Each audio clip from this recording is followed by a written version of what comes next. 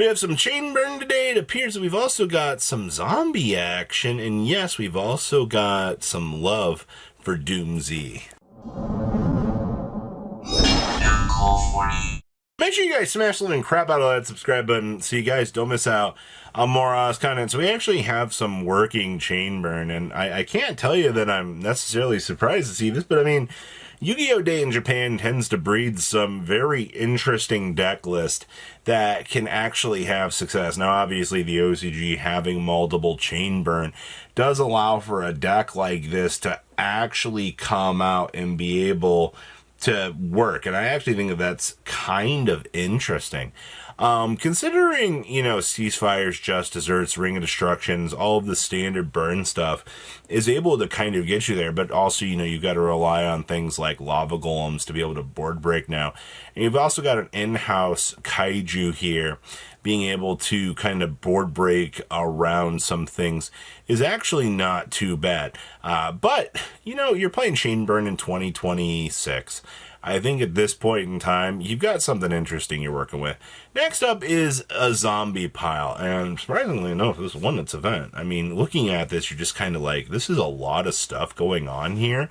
But the reason why this ends up working is the Shadal monster, the new one, is able to send an Earth, a Shadal, and I think it's a Dark monster on top of things. So as long as, you know, you go second and you need to find any potential starter that your deck has, well, there you go. You're able just to slam it down on the table, and you're able to actually generate some advantage off of it, which is, once again, we get to see innovation at its peak. I do see we're also playing the grass looks greener in this list. I think that's fine. You just got to be able to have consistency and go. Also, unfortunately, see, you know, pre-prep is restricted in the OCG, so, you know, they got to make them consistency changes, or else it's not going to be able to get the Vendread spell card. But definitely a pile for sure. Next up is Doomz. I thought that this was very, very cool to see, because I've been wanting to see Doomz be successful. Now, I mean, we're coming off of just a couple weeks ago before this set dropped that players were testing out the waters with, you know, what if we can test out variants of the bamboo sword? And we were able to do that. Now that we've gotten, you know, a pendulum monster for the deck, though, you know, how much does that actually change up the deck construction kind of going forward? And I think that's what I'm interested in, is, you know, what successful change we're going to be seeing. I do see we are playing one of the Elven Notes pieces in here as well. This deck actually does have the method to be able to, I guess, tap into that, considering that this deck just wants to be popping things left and right. So, I don't know. We're also side decking the new Solemn as well. So, who would have guessed, right? When you actually get some consistency, it's looking very, very strong. Next up, we have Elven Notes, and they are playing the Medius the Pure package in here. See, this is what I'm talking about. Like, look at how much these different packages are able to functionally come together, and you're actually able to make some really, really cool end boards. I do see we are playing the Engraver in here. The Engraver being able to kind of pad down your field with the Wave King Kaiser does end up being kind of an important piece to the end game, because if you don't get access to little bits and pieces like that to protect your field, your whole game plan just goes down the crapper, and that's not exactly something that I think that you can be affording to deal with. So there's a reason why you're actually choosing to play that. Also, you know, making Armades to turn the Armades into a board end protection piece is definitely very much worth the inclusion of the pieces. Next up here, we have Evil Twins. When was the last time you guys saw Evil Twins actually popping up? Because I was pretty intrigued with this list. Evil Twin as a whole hasn't really gained anything, and it hasn't really lost anything. I think the most important things that you've been getting with this deck is just the consistency of the end board, I guess. Because, I mean, what? Your end board's supposed to be Abal, the Link 4, and I mean, that's basically all she wrote. I do think the OCG does get access to the Griffin, which I guess it does make a subtle difference, which is actually not too terrible. But outside of that, I mean, you've got some very interesting space to be filled in with this deck if you're looking to kind of test around some new waters, or if you're like, oh, hey, Evil Twin's still a deck that looks fun, maybe I should go give this a shot. I mean, realistically, it's not a terrible choice if you're looking for something. Oh boy, Dark Magician Tenpai. Before you're like, what in the world is this garbage? Well, I mean, you're OTKing your opponent with the Tenpai stuff, or you're actually you should be, because you've got Gandora to do a free little board wipe on the background, which is actually not too terrible. I do kind of appreciate that.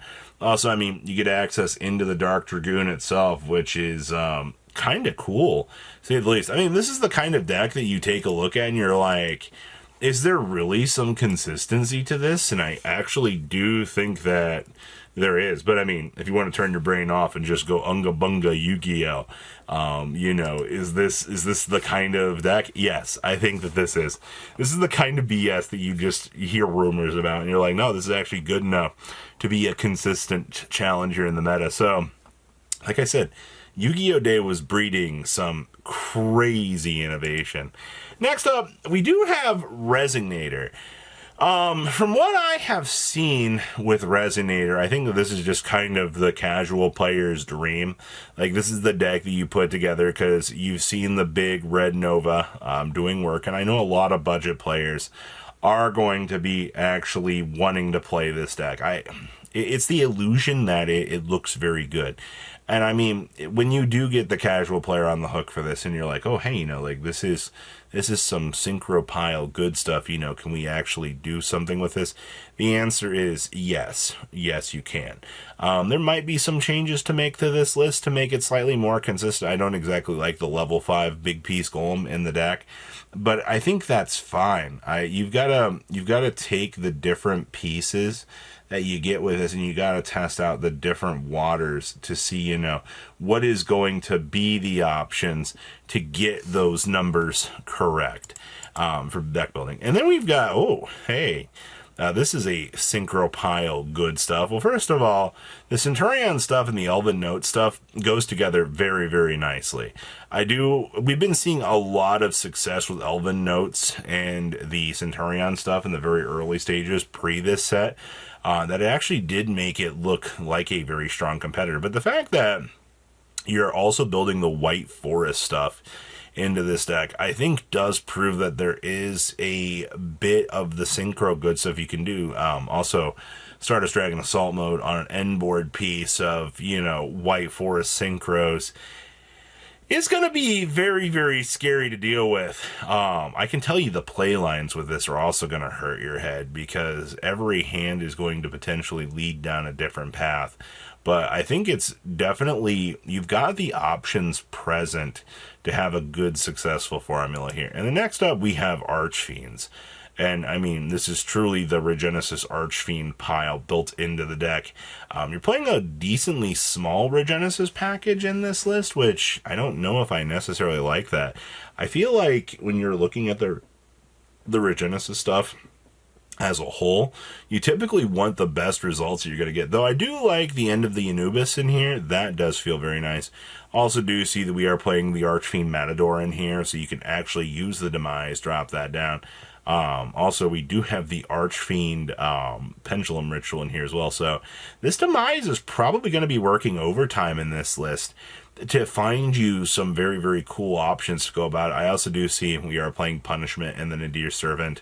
I do love the Shadol stuff down here in the extra deck, but I don't know, man. This seems very, very fun. I do hope that the Archfiend stuff does get an actual chance to make a splash on the competitive game. And then we've got, oh boy, more Clown Crew stuff. This build is playing the Sophia. This is the thing of nightmares that they tell us about, that, you're supposed to be scared of the Sophia actually coming through and ruining games, but also the Archmage Fusion Monster being a piece that you can actually cheat out in this deck to do some craziness is very, very, very strong. And it's all because the Corvature stuff just allows easy access to this. And I don't know, I find that very interesting. So, what do you guys think about all these cool little decks today? Please, take a second to leave a comment down below. Tell me what you guys think. And I will see your beautiful faces back here later today, guys. Patrons! Thank you! Ah!